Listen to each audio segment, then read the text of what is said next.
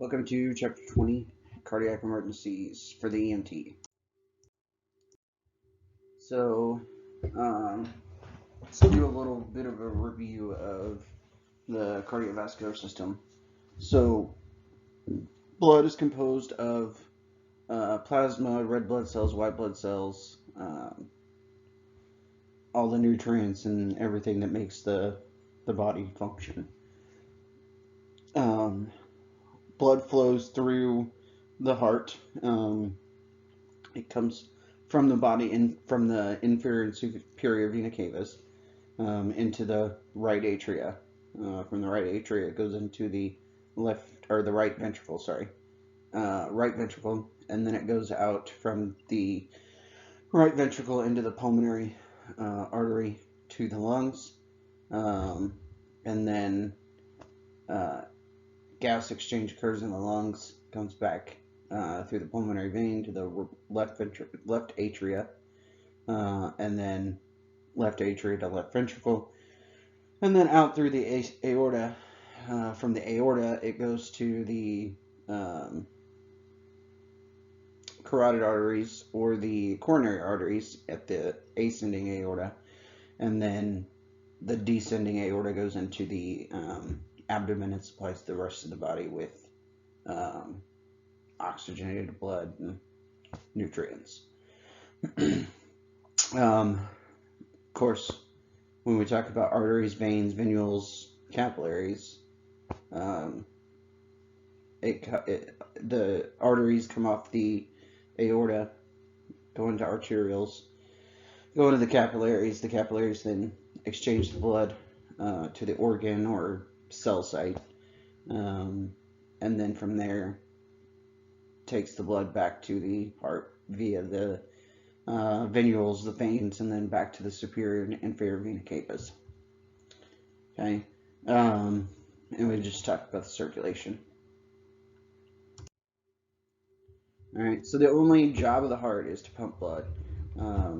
It generates an electrical charge, and then that electrical charge creates a mechanical response that is rhythmic, unceasing pumping action. And the heart itself requires that constant supply of oxygen and nutrients via the coronary arteries that come off of the aorta.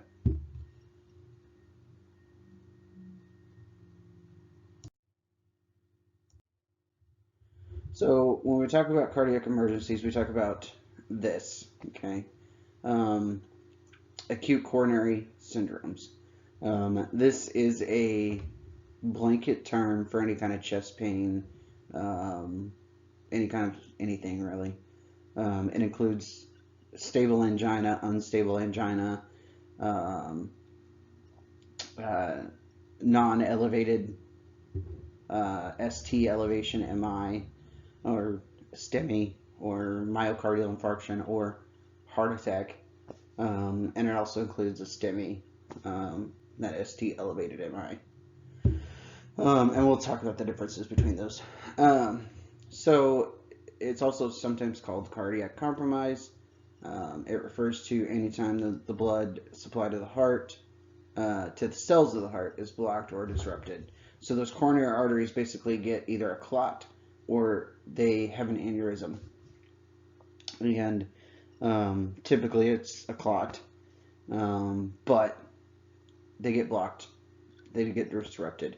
And then what happens is that those cells, those cardiac cells below where that clot is, start to die because they've gone now without oxygen.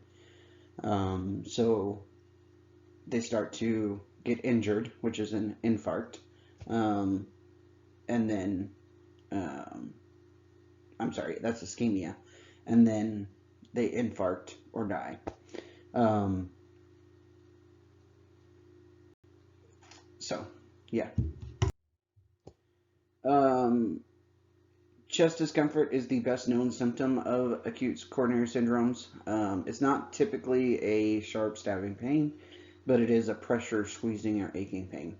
It can radiate into the jaw, neck, either arm, or upper abdomen. And dyspnea is also a common finding, mainly because we're hypoxic.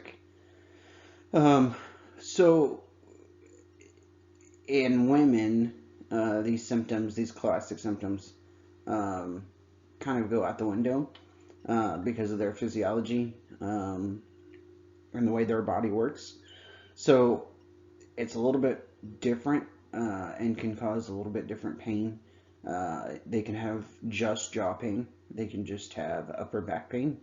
Um, they can um, just have um, left arm pain, and that be their only pain that they have.